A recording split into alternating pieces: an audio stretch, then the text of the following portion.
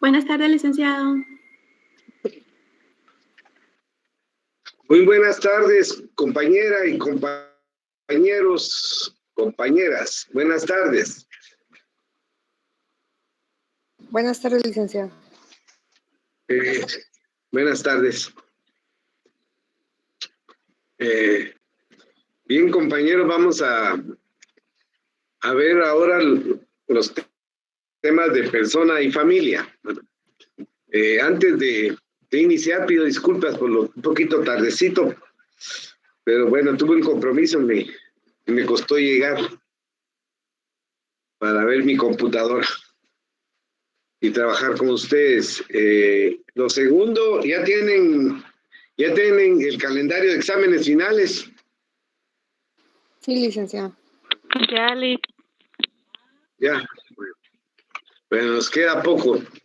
Esta semana y la próxima. Esperamos, no, nos queda esta semana, la otra y un poquito de noviembre. Bueno, espero terminar el contenido programático. Y por eso hoy vamos a desarrollar estos dos temas.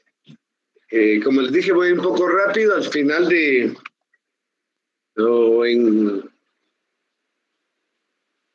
antes del lunes tendrán el conjunto de preguntas relativas a estos dos temas que vamos a tratar el día de hoy. Bien. Entonces, vamos a ver lo que es persona, personas físicas, colectivas. Buenas tardes. Los estatutos de las personas físicas. Estos estatutos son el Libertatis, el de Civitatis y el de Familia. Son los tres estatutos fundamentales, ¿verdad? El Libertatis, el de Civitatis y el de Familia. Es decir, el de la libertad, el de ciudadano y el de la familia. Y también tenemos personas colectivas, ¿verdad? Hay subdivisión entre statutus libertatis y también lo que es el status civitatis, ¿verdad?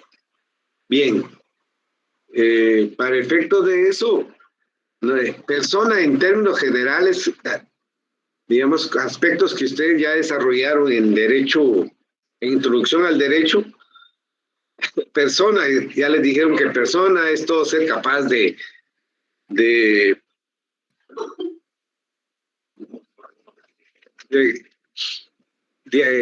esto a persona capaz de adquirir derechos y contraer obligaciones.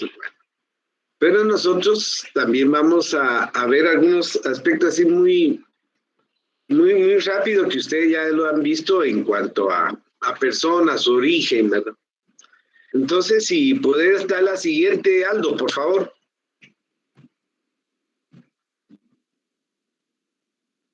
Entonces, en personas, decíamos, ¿qué es la persona física? ¿Verdad? Recordando cuáles son sus estatutos, los estatus de persona, ¿verdad? Entonces, antes de desarrollar un concepto de lo que es persona, como el que es de gente capaz de contraer obligaciones y derechos, el concepto de persona es un término latino, que es personare. Bueno, el cual era utilizado muchas veces en presentaciones de obras de teatro, ¿verdad? Y el vocablo persona cuenta con un significado etimológico equivalente a personare, que quiere decir fuerte o resonar, ¿verdad? Entonces eran decíamos, esto se daba mucho en los teatros, su origen, ¿verdad? Para que las personas, para hacer resonar, y incluso utilizaban de ciertos instrumentos para hacerse notar o para que la gente comprendiera la propuesta del teatro, ¿verdad? Entonces, ese podría ser, digamos, parte de su origen de lo que es persona. Entre los requisitos que también que son importantes y que tampoco son que son muy apegados incluso al concepto que nosotros tenemos en el derecho civil de persona, de personalidad, ¿verdad? Que para que una persona, para ser persona se requería que se desprendiera o el producto se desprendiera o separado del claustro materno, que naciese vivo, ¿verdad? Que presentara alguna prueba, que es obvio que los niños siempre van a presentar, niños y niñas cuando nacen van a presentar alguna prueba, como es gritar o llorar. Entonces, y movimientos, ¿verdad? de la persona que es separada del claustro. Y también tener forma humana. Esas eran digamos, los requisitos en el derecho romano sobre persona. Dentro de la, cuando hablamos de persona física, que es la siguiente, Aldo, están los estatutos, ¿verdad? De persona. Estos estatutos son 3, son bien básicos y que van en relación a la persona y su capacidad, ¿verdad? Su capacidad de ejercicio y su capacidad de obrar. Estos estatutos, el libertatis, ¿verdad? Que es, digamos, el estado de libertad, en los cuales los hombres se dividían en hombres libres, que eran ingenuos, y libertos y esclavos. Entonces los hombres decían libres, ¿verdad? Denominados ingenuos o libres, ¿verdad? Y esclavos.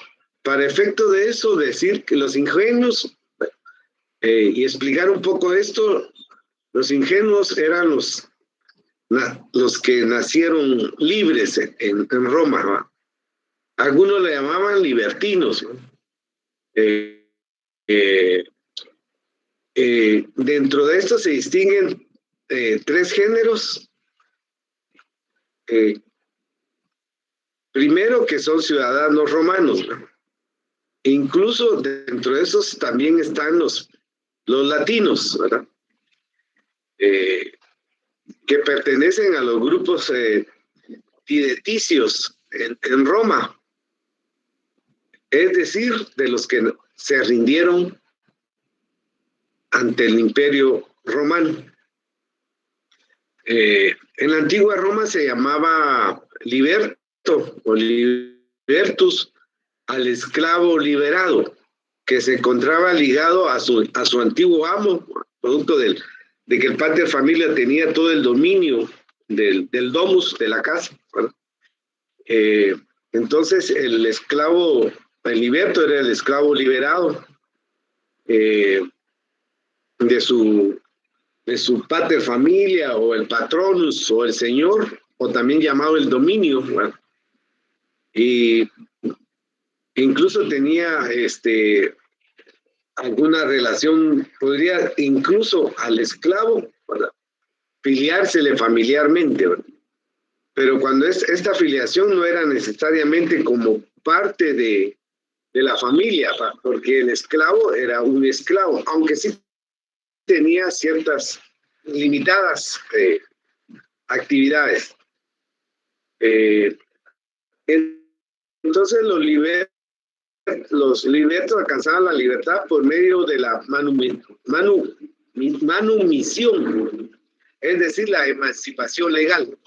Eso lo vamos a desarrollar cuando veamos la siguiente lámina.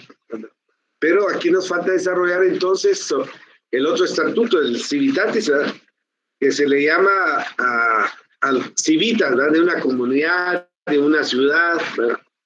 Recordemos que el concepto civitas puede tener 2 vertientes. Compañeros, no se escucha muy bien.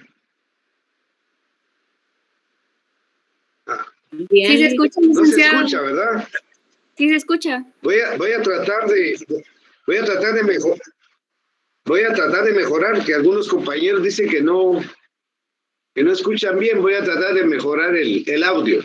Permítanme un minuto.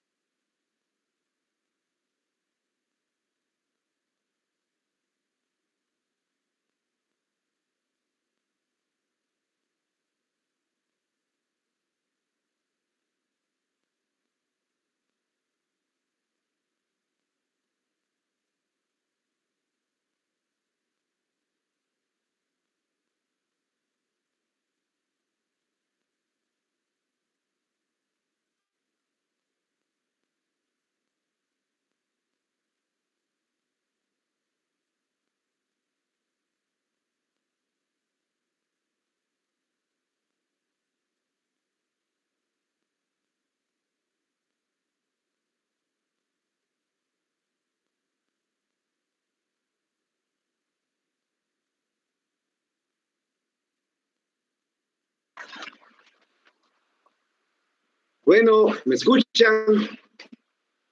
Sí, licenciado. Sí, licenciado. Sí, licenciado, Bueno, sí se le escucha. Gracias, voy a apagar un poco la cámara para que tenga mejor audio. Está bien. Bueno, entonces estamos sobre... si no me escuchan, me hacen favor de manifestármelo, Bueno, o licenciado. de decir. Ok. Gracias. Bueno, entonces decíamos sobre la persona y los estatutos, que son 3. Entonces estamos hablando de los civitas, que eran los que eran los ciudadanos de las comunidades de la ciudad. Recuerden que el concepto de cives o civitas, ¿verdad?, tiene 2 vertientes, una relacionada a la persona, a los ciudadanos, y otra a la ciudad. Pues en esto hay una comprensión de decir que los civis, ¿verdad?, pertenecen a una comunidad, a una ciudad, ¿verdad?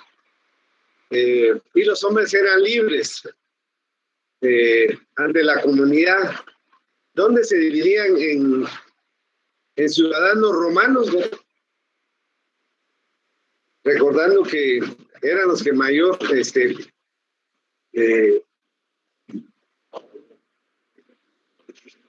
mayor participación teníamos en el quehacer del Imperio Romano y posteriormente del Estado Romano. Y está el Estatuto Familia, que es producto de las relaciones familiares, ¿verdad?, que se gestan, decíamos, dentro de los domos o casas, ¿verdad?, divididos en sui generis, que son los exentos de patria potestad, y los aliene iuris, sujetos a patria potestad. Bueno, vamos a desarrollar eso. Pero en primera instancia estábamos hablando del Estatuto Libertatis, ¿verdad?, que estaban los hombres libres, que eran ingenuos, libertos, que se encontraban en los estatutos civitas y también familiar, con la diferencia que en el familiar en algunos era exentos de patria potestad y en otros eran sujetos a la patria potestad, y también estaban los esclavos. Bueno, pasamos a la siguiente algo.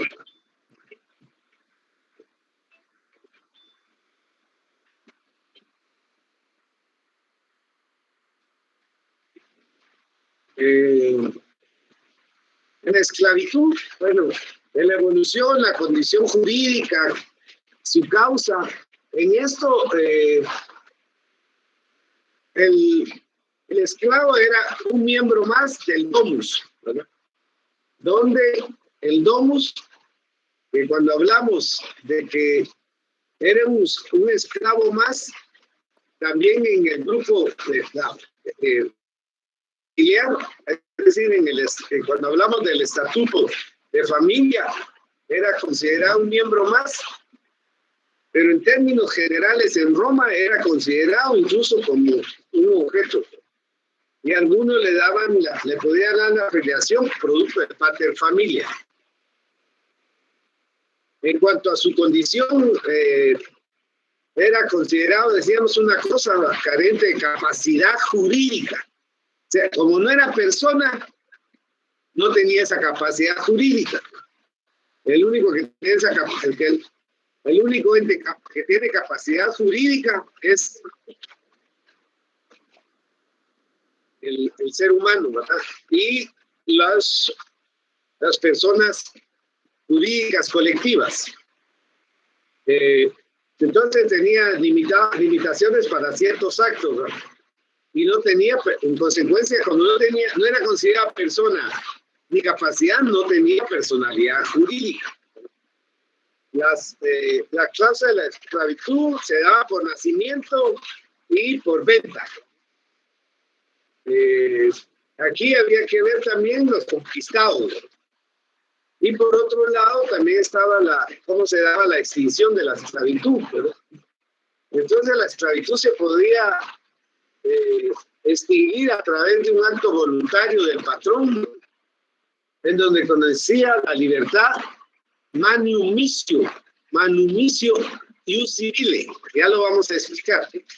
Eso es como se le podría dar la libertad al esclavo, es decir, una disposición del amo, del domino, o el pater familia, podía darle, entonces concederle la libertad a través del manumicio. Entonces el manumicio en la antigua Roma es el nombre que recibía el proceso de liberar a un esclavo, a lo cual se convertía en un liberto. Y esta es una de las razones de las causas de extinción de la esclavitud, ¿verdad? Es la manumicio. Reitero, es el acto voluntario del amo que contiene una declaración expresa en el sentido de conceder la libertad al esclavo. En eso consistía entonces el manumicio por parte del amo, ¿verdad?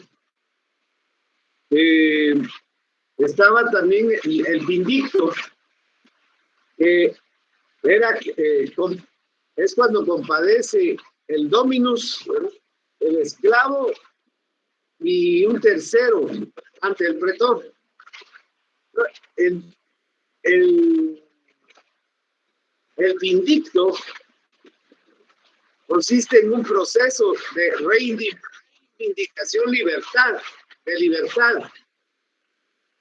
Consiste en un proceso de reivindicación de libertad del esclavo,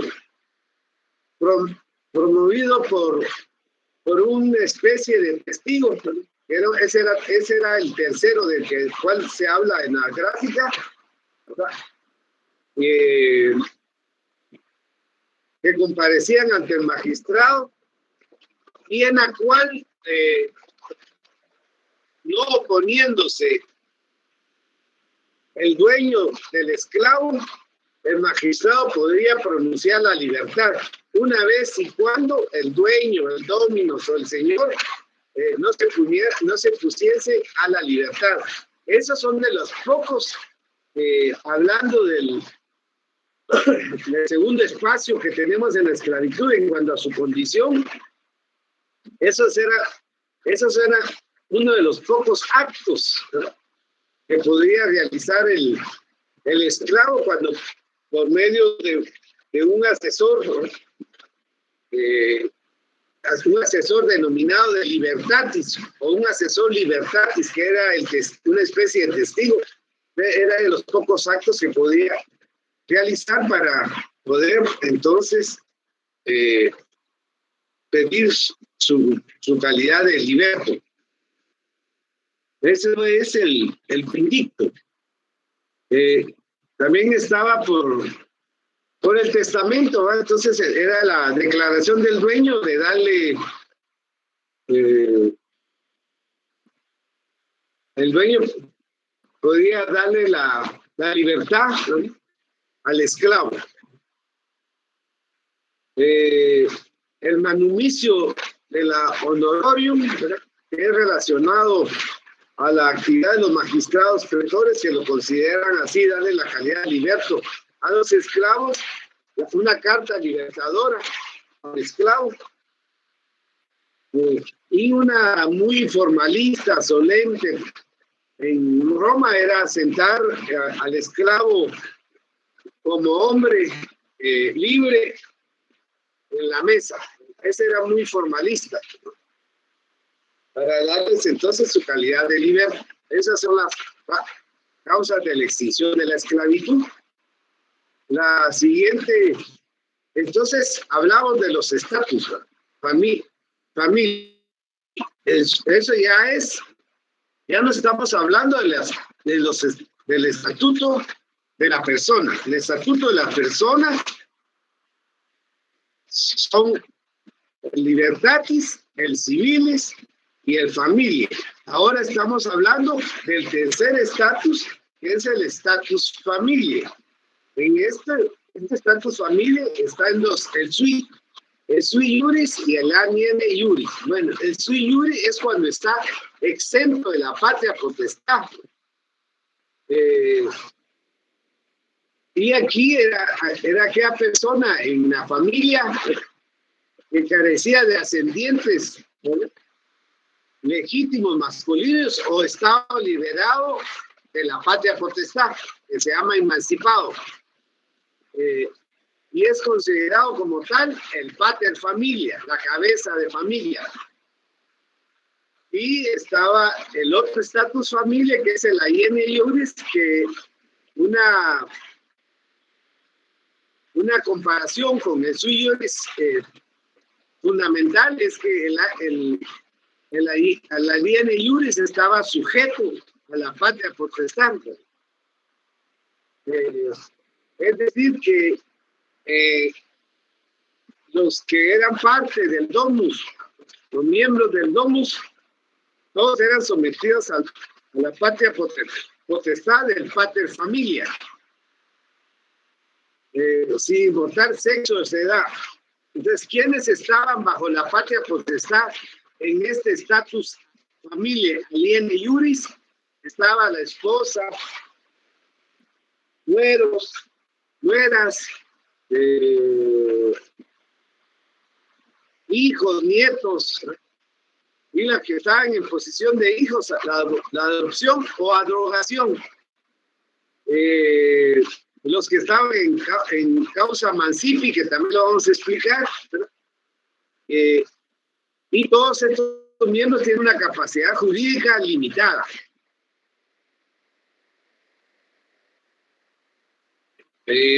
Pasemos a la siguiente. Disculpen, ¿me están escuchando?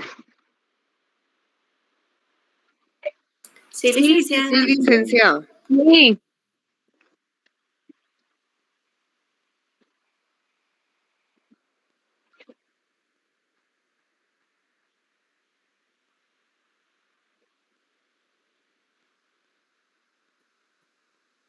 ¿Sí me escuchan? Ahora ya Sí, licenciado. Sí, Bueno, ahora licenciada. sí, licenciado. Bueno, Bien. entonces, decíamos que la diferencia entre sui iuris y aliene iuris era que uno estaban sometidos a la patria potestad, que eran los aliene iuris, y los sui iuris, que estaban exentos. Entonces, para una reflexión sobre esto del sui iuris, en Roma es una frase latina que literalmente significa el propio derecho, el sui iuris. El sui iuris también indica la capacidad jurídica para manejar sus propios asuntos, el sui iuris. el individuo en Roma no estaba sometido, según el sui iuris, no estaba sometido o subyugado con la autoridad o mandato de otros. Es decir, que no estaba bajo el dominio de la patria potestad del señor, del domus o de otro individuo. A las personas quienes se le adjudicaban el sui iuris poseían la autoridad y potestad para decidir entonces acerca de sus actos, que a comparación de las personas a quienes se les calificaba como aliene iuris, no gozaban de dicho derecho. ¿Por qué? Porque estaban sometidos bajo el régimen de otro individuo, sea este llamado pater familia, el patrono o dominus. Eso es en cuanto a las diferencias entre sui iuris y aliene iuris. Entonces hay que comprender que la base fundamental para diferenciarlos es sobre la patria potestad. Uno están sujetos y otro están exentos. En el Statuto Civitatis, la adquisición, la ciudadanía, la adquisición del Statuto Civitatis, sus derechos, también tenemos que ver el estatus de los peregrinos y las situaciones intermedias y la pérdida del Statuto Civitatis. Para ir en correspondencia, hablamos entonces que el Statuto Civitatis se llama a los que conforman o miembros que conforman una civis, una ciudad, una colonia, ¿verdad? Esos son los, cuando hablamos del Statuto Civitatis, ¿no? Las personas libres en las ciudades, ¿no? Entonces se podría adquirir primero por nacimiento y por nacimiento de justo matrimonio. Los hijos seguían las condiciones del padre, en concubinato seguía la condición de la madre, porque era concubinato. Por manumicio, por disposición de la ley, por manumicio también estaba por disposición de la ley, por disposición de los comicios del Senado y posteriormente por las disposiciones del emperador.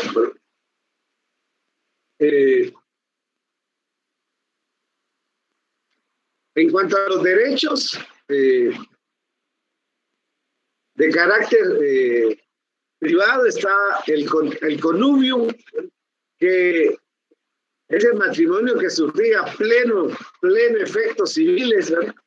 Producto de las justas nupcias, es decir, derecho a contraer justo matrimonio.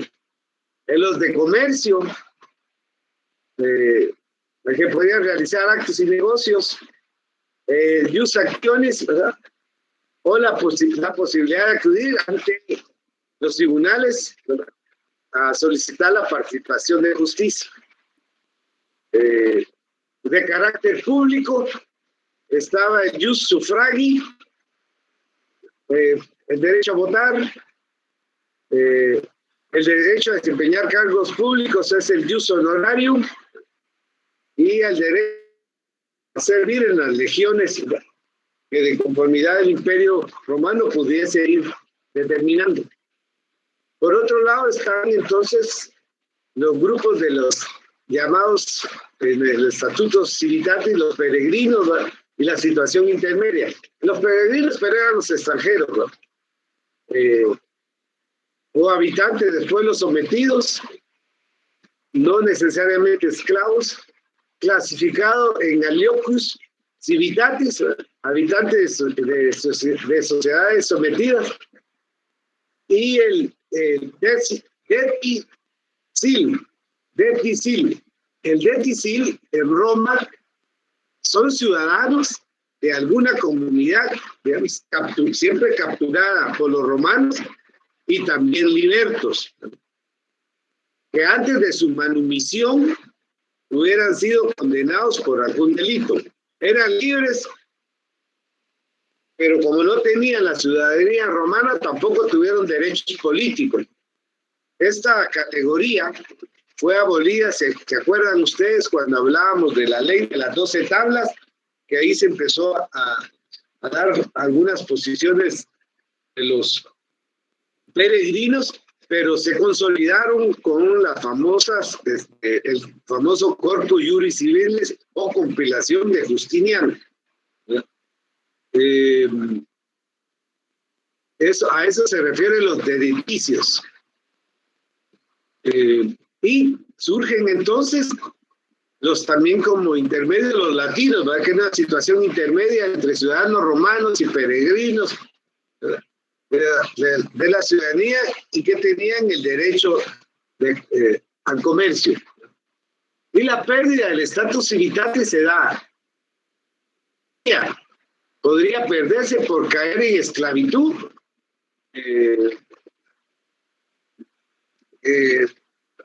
por penas, por condena en un juicio justo y obviamente por abandonar de manera voluntaria la ciudadanía y adquirir otra. Eran las formas de perder el estatuto civitatis, que es, en otras palabras, la ciudadanía. La siguiente...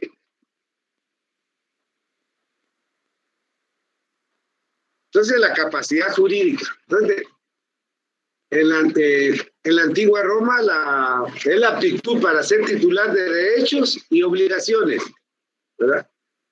Con plenitud. Con plenitud solamente eran los pater familia. Esos son los que tenían derechos y obligaciones.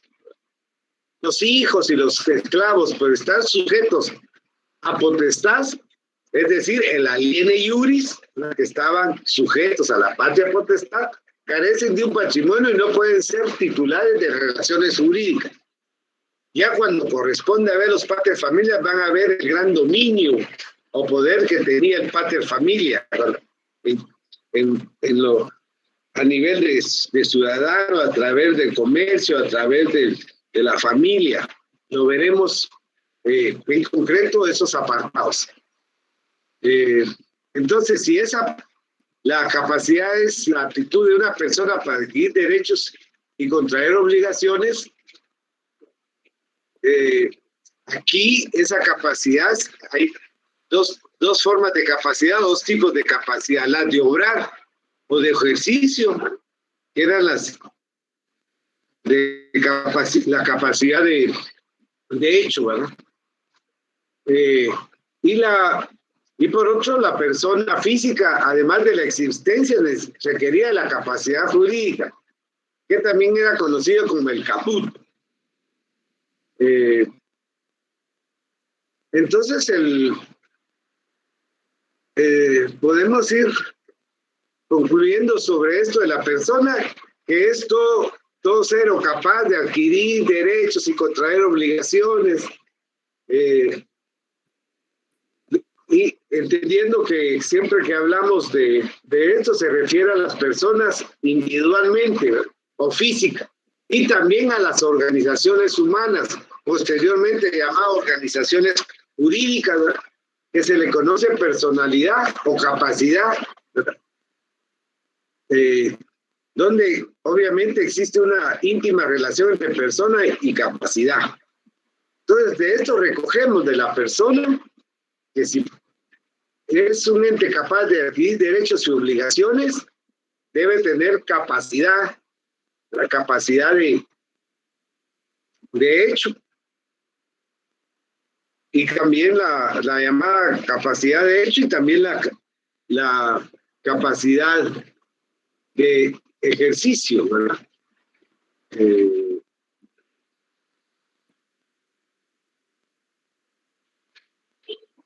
La personalidad o capacidad jurídica, ¿verdad? Decíamos la personalidad o capacidad jurídica comienza o se adquiere con el nacimiento. Recordando que en la primera lámina hablábamos que tuviera forma humana, que algún movimiento,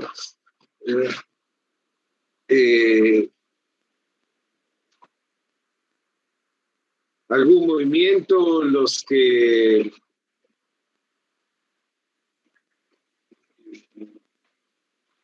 naciera vivo, principalmente que naciera vivo. A eso se refiere entonces para la capacidad, cuando hablamos de la capacidad, ¿verdad? Para que una persona pueda tener capacidad o personalidad, ¿verdad? Y si esta surge o inicia con el nacimiento. Bueno, pasamos entonces eso, ahora vamos a hablar de la capacidad de la persona. Entonces está hablando de estos dos elementos de la capacidad, está la disminución y limitaciones de la capacidad. Está el capitis diminutio, que es la alteración o cambio de los tres estatutos. ¿Cuáles son esos tres estatutos? El libertatis, el civis y el familia. A eso nos referimos, ¿verdad? Y se pierde la libertad y se extinguen por lo tanto los otros dos estatutos, es decir, el de libertad y el de familia. Hay la capitis diminutio, ¿verdad? Que es la pérdida de la ciudadanía, causaba también la pérdida de familia, pero no de libertatis, por eso es media. En este caso eran ciertas penas o el cambio de ciudadanía. Recuérdense que cuando hablamos de capitis diminutio, que puede ser la incapacidad máxima o media, estos son elementos de extinción cuando hablamos de la servidumbre, de la habitación, ¿verdad? Entre otros. Del usufructo. Bueno, y la mínima ocurre por el cambio de posición dentro de la familia. Por ejemplo, cuando la mujer se casaba cum manu o adrogación del hijo. Cuando hablamos de el cum manu es cuando es sometida a la patria potestad del hombre, ¿verdad?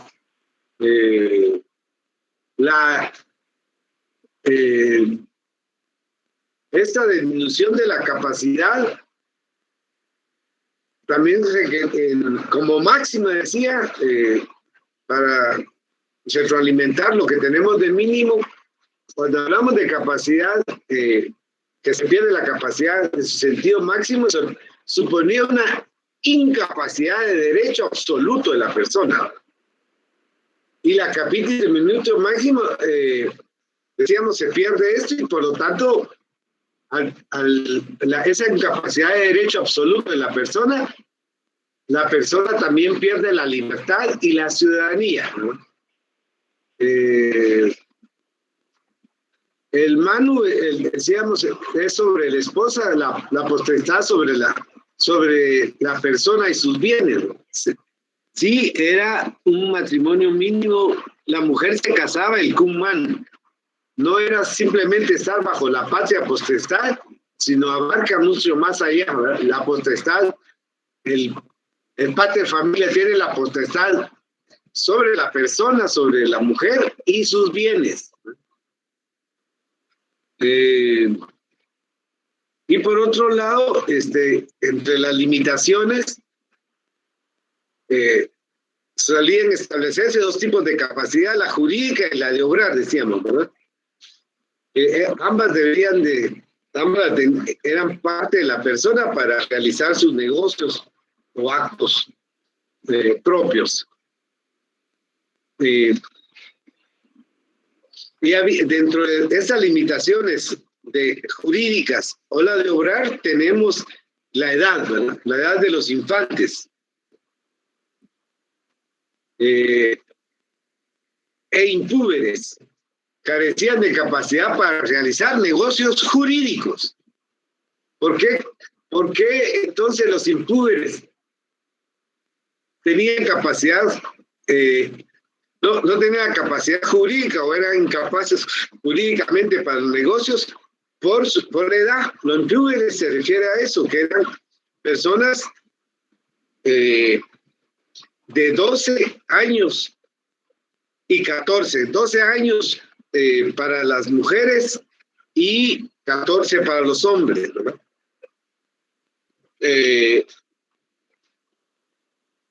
Y también que deberían de tener sus 3 estatutos, la libertatis, civitatis y familia. Entonces, los que estaban limitados sobre los estatutos era fundamentalmente el de familia y el de civitatis. El de la mujer tenía capacidad en la vida, la mujer no tenía capacidad en la vida política de Roma, ¿no? Sobre todo si se casaba sobre la base del cum manum, ¿no? Que es el sometimiento al pater familia, ¿no? El derecho romano fue reflejo de una sociedad patriarcal, desigual, ¿no? En la que solamente el individuo que reunía las condiciones de libre, es decir, status libertatis, ciudadano, status civitatis, y no sometido a la patria potestad, status familia, gozaba de plena capacidad, ¿no? Tanto de obrar como de ejercicio, ¿no? Entonces, en el caso de Roma, cuando hablamos de la capacidad y lo que hemos desarrollado como un principio del derecho romano, que está sustentado en el derecho civil, la mujer romana siempre estuvo sometida a la patria potestad, ¿verdad? O cuando era sui iuris, a tutela, ¿verdad? La situación de inferioridad jurídica de la mujer podía verse acentuada en el matrimonio, ¿verdad? En el que manifestamos el cum manum, ¿verdad? Donde el hombre incluso disponía de sus bienes. Era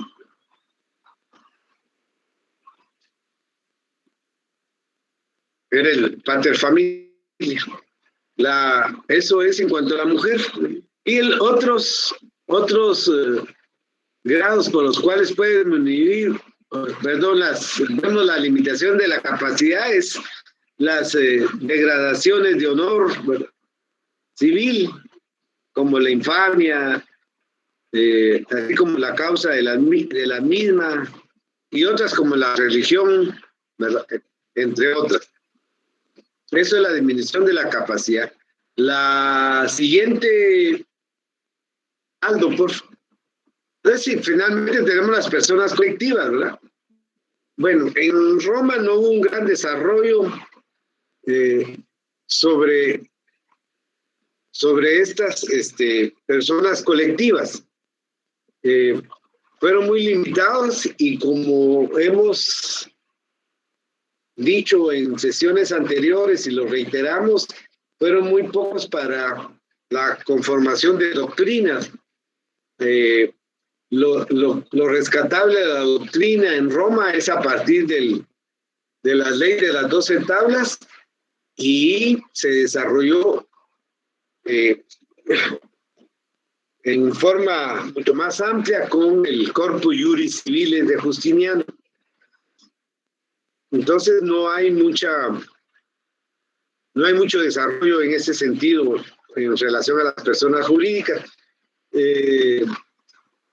Sin embargo, ahí hay algunas personas colectivas que dentro de su gran legado del derecho romano para otros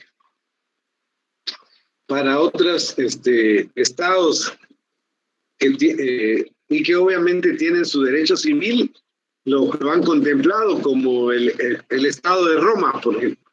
el Estado romano como persona colectiva, está el municipio, está la asociación llamado Colegia Sodalicia o Societates o Corpora, que eran con fines propiamente de por su naturaleza, objeto, ¿verdad? Que perseguían la organización, la organización social que la organizaba. Y las fundaciones que son de tendencia de beneficencia, ¿verdad? Aquí tuvo que ver mucho el arraigo del cristianismo en Roma cuando surgieron las fundaciones. Y de eso estaban los hospitales y asilos y otros. Esto es en cuanto a las personas colectivas. Entonces, aquí en personas colectivas de mencionar cuáles son estas personas colectivas en Roma. ¿Alguna pregunta sobre esto que hemos desarrollado? Pregunto. No, licenciado. ¿Vamos bien? Sí, Lic. Bueno, la otra, Aldo, porfa.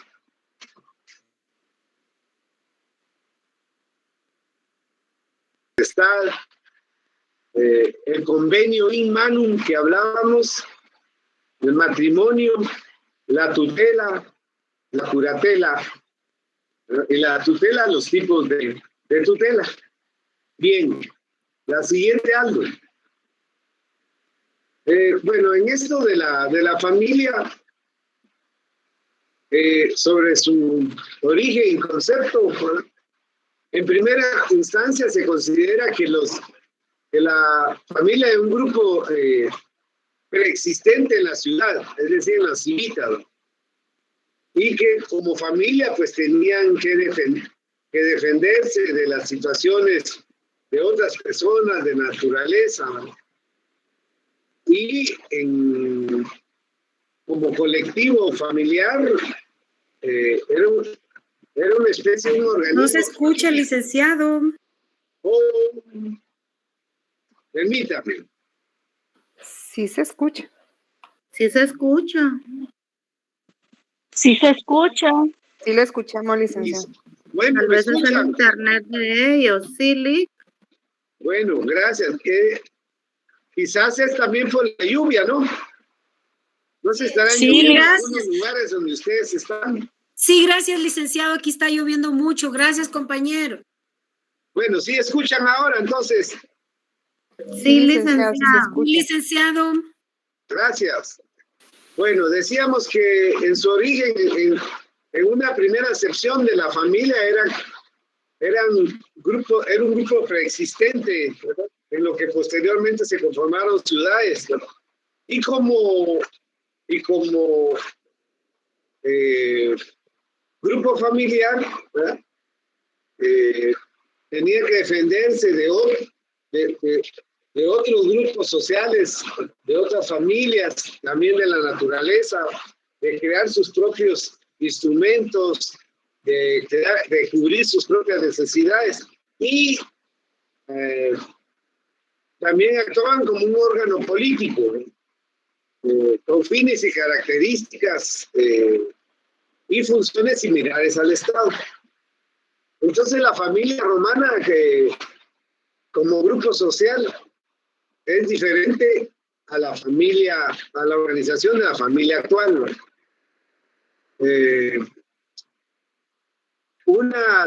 Una de las razones de esas diferencias es el sometimiento, ¿verdad?, de todos los miembros a la patria potestad en un solo jefe, el pater familias.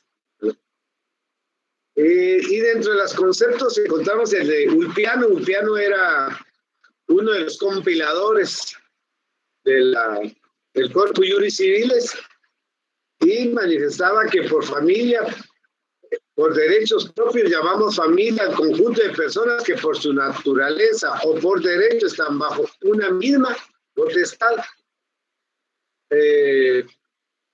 Además, el término familia también era utilizado para designar al conjunto de bienes que pertenecían al pater familia. Era lo que se hablaba del cum manum, que lo vamos a ver. ¿Qué tenía el pater familia? Ahora pasamos al parentesco. Entonces, el parentesco, ahí tenemos que es el vínculo que se establece entre dos o más personas basadas en el origen o acto establecido por la ley. La palabra parentesco también como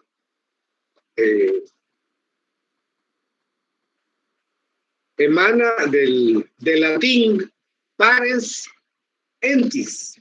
Parens entis. En Roma, el parentesco procedía únicamente del pater familia, que era la cabeza de la familia, el amo, el señor. Por lo que las relaciones que se derivan, solo él las controlaba. Así como a la esposa, a los hijos pertenecientes a él, y podía tomar decisiones sobre ella o sus actos. Entonces el parentesco procedía únicamente del pater familia. La asignación, eso es lo que hablamos del parentesco. Están también lo que es las formas de parentesco. Hay tres: el agnaticio, el cognaticio y la afinidad.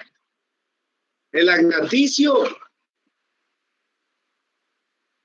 o parentesco, agnaticio, en Roma es el parentesco jurídico que se fundamenta en la potestad de pater familia y no se pone necesariamente relaciones de sangre. Por eso los agnados son aquellas personas que están sometidas a la potestad del pater, ¿verdad? O los que viviesen todavía el pater familia. Por eso tenemos que el agnaticio aquí en la lámina, que se refiere al vínculo jurídico que surge entre el pater familia y todos aquellos sometidos a la patria potestad. Y este surge por adopción, por adrogación. Ustedes van a preguntar, comprendemos qué es la adopción, ¿verdad? Y la adrogación. La adrogación era el nombre de uno de los modos de adopción usados en Roma, en la que según este término jurídico, el adoptado era hijo de familia aliene iuris o salía de su familia natural. De cualquier manera que fuese, ya sea saliera de la familia natural o aliene iuris, en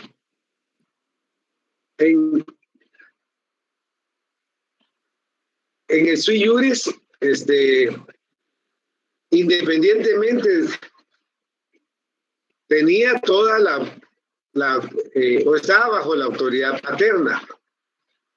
Entonces, la adrogación es el nombre de los dos modos de adopción, uno de los modos de adopción usados en Roma, es la adrogación. Y el convenio in manum es el acto por el cual la mujer pasa a formar parte de la familia del marido,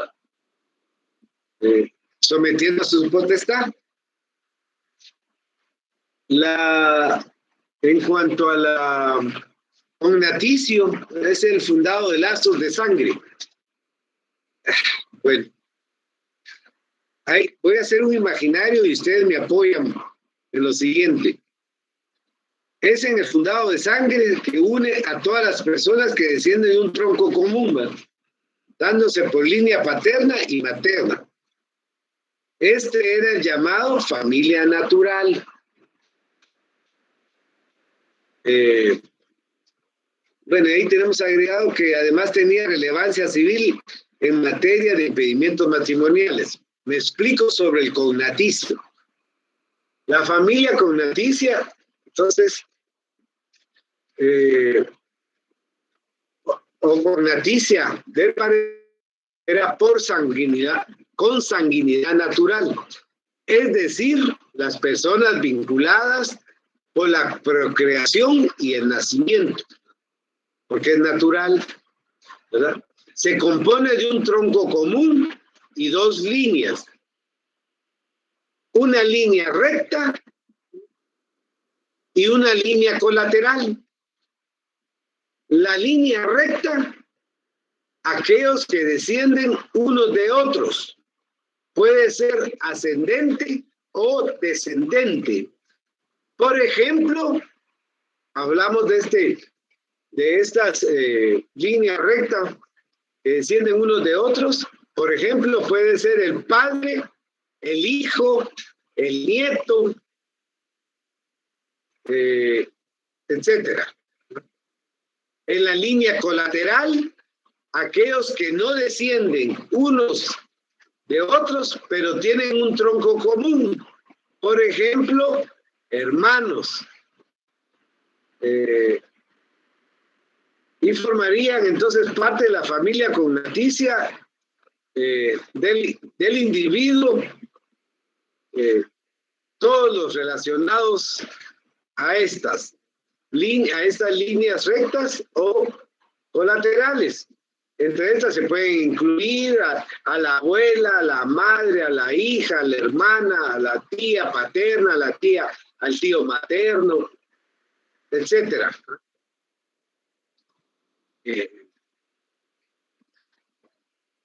Y la familia por afinidad es la relación que se establece después del matrimonio entre un cónyuge y los parientes del otro y se distingue con la disolución del matrimonio. Bueno, ahí no hay mayor comprensión porque se extendía por familia por afinidad, queda compuesta por cónyuges, ¿verdad?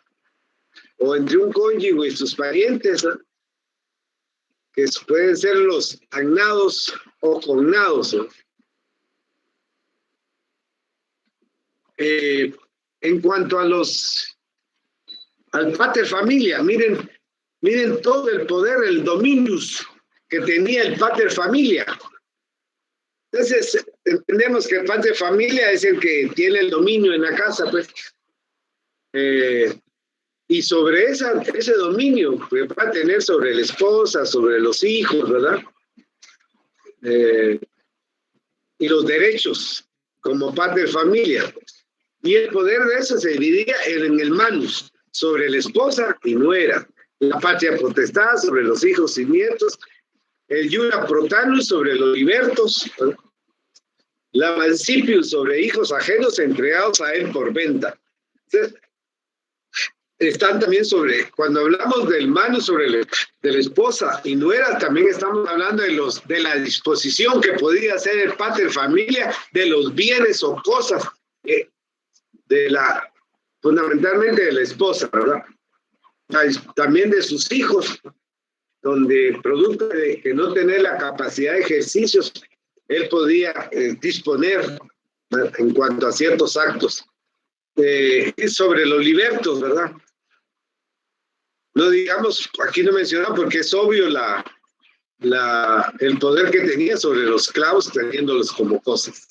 Y el mancipio sobre hijos entregados, decía Saei, por venta. Entonces el pater familia era el dueño legal del hogar y de todos sus miembros. En una sociedad, como decíamos, patriarcal típica de la antigua Roma, él era el considerado cabeza de familia, el que trabajaba y que podía tomar las armas en caso necesario para defenderla. Por lo tanto, era la pieza sobre la cual giraba toda la familia.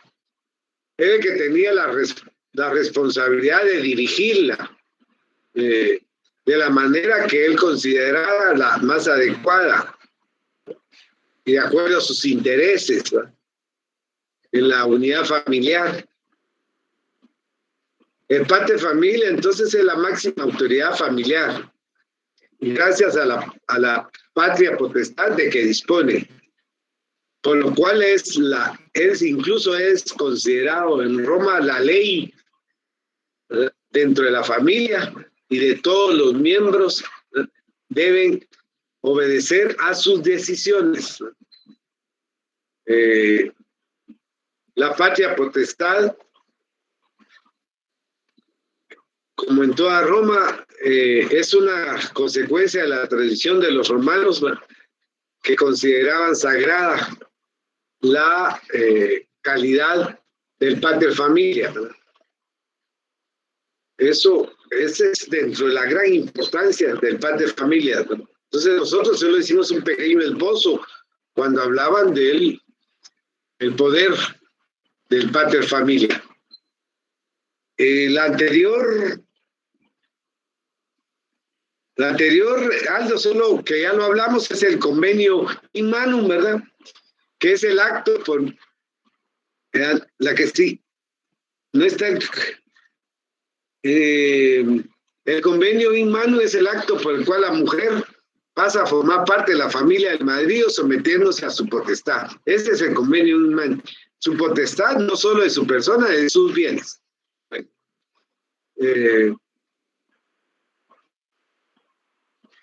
En cuanto a la patria potestad, en cuanto a la clasificación,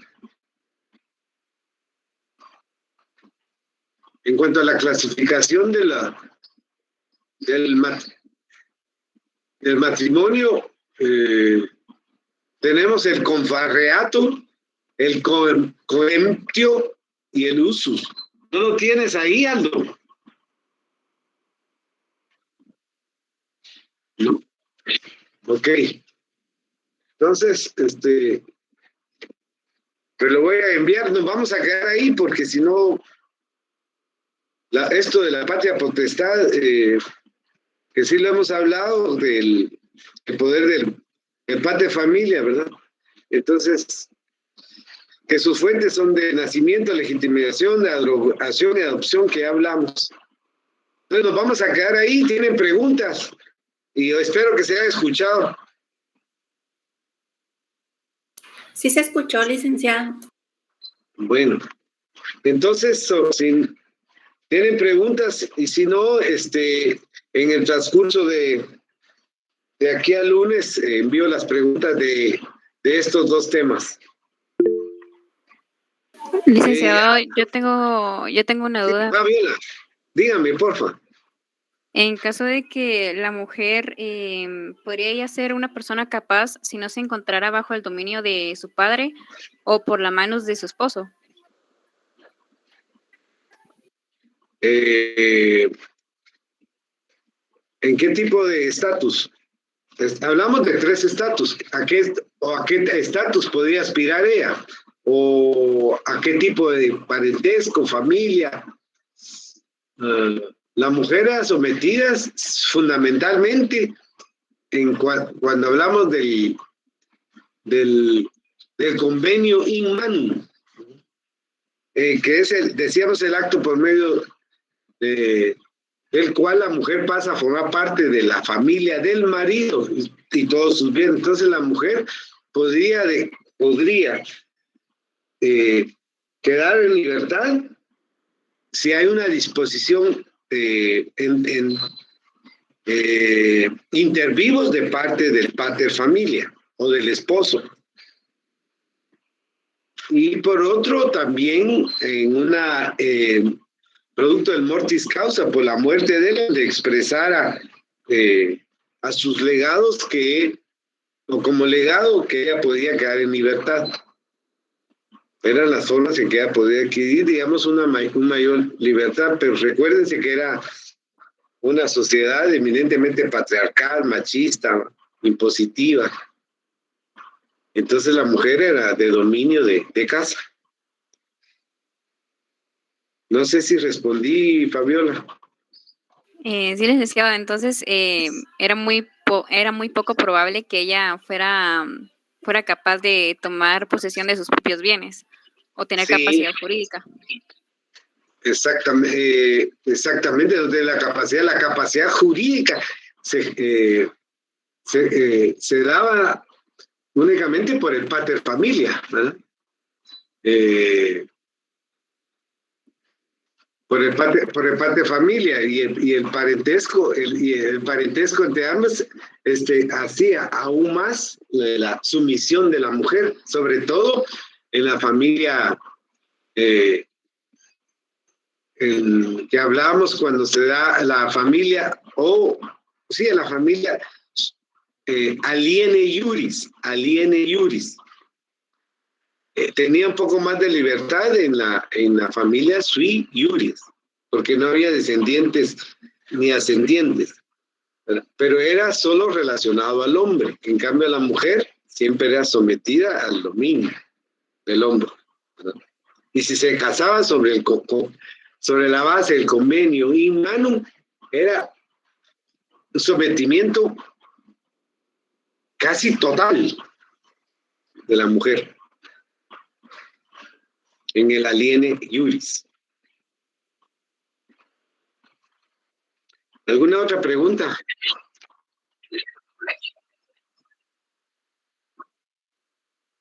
Vaya, está bien, entonces quedémonos ahí porque ya van a empezar la otra clase, creo. Y a mí me gustaría seguir porque falta mucho que desarrollar en otros temas, pero nos vamos a quedar ahí. Y te envío las preguntas, Aldo.